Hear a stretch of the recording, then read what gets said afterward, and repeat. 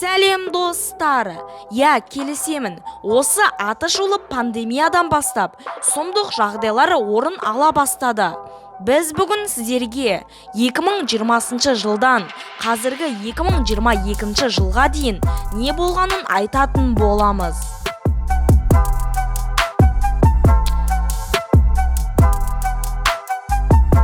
Достар, видеомызды бастамас бұрын дәл қазір лайк басып, арнамызға тіркеліп, қоңыраушаны басып қоюды ұмытпаңыз. Ал біз видеомызды бастай берейік. 27 тамызда Кубада сұмдық дауыл орын алды. Соның кесірінен кейбір аймақтарда электр қуаты үзілді. Үйлердің шатырлары ұшып кетті. Батыс провинциясында үлкен шығын болса да, 10 мың адам эвакуацияланды.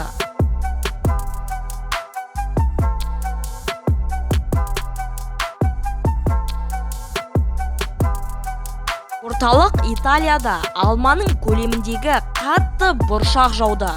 Бұл бұршақ көптеген автомобильдердің әйнектері мен сыртын қиратты. Сонымен қатар тас жолдар құрылыстары тоқтатылды. Көп қабатты ғимараттардың ішінде бұршақтың дауысы былай естілді.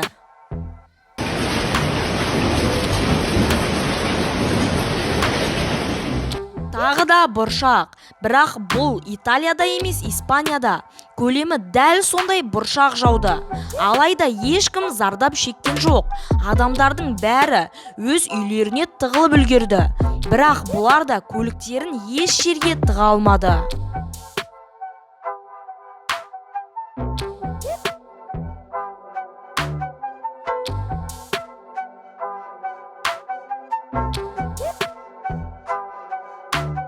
Осы жазда испандықтар көптеген табиғи апаттарға тап болды. Бұл жолы Испанияда бұршақ емес үлкен торнадо орын алды. Торнадо салдарынан көптеген үйлер мен ғимараттардың шатырлары ұшып, көше қоқысқа толып кеткен болатын. Сонымен қатар, бұл апаттан қанша адам қайтыс болғаны әлі айтылмады.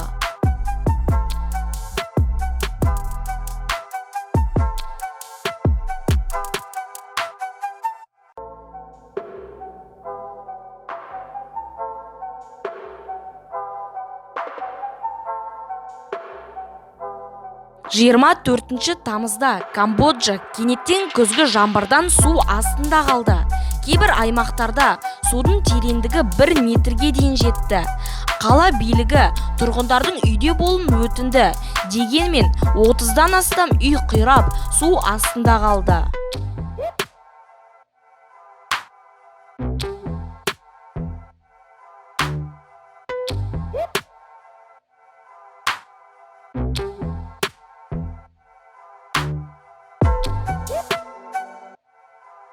Достар, осымен біздің видеомыз аяқталды. Егер де сіздерге осы видео ұнаса, дәл қазір лайк басып, арнамызға тіркеліп, қоңыраушаны басып қоюды ұмытпаңыз.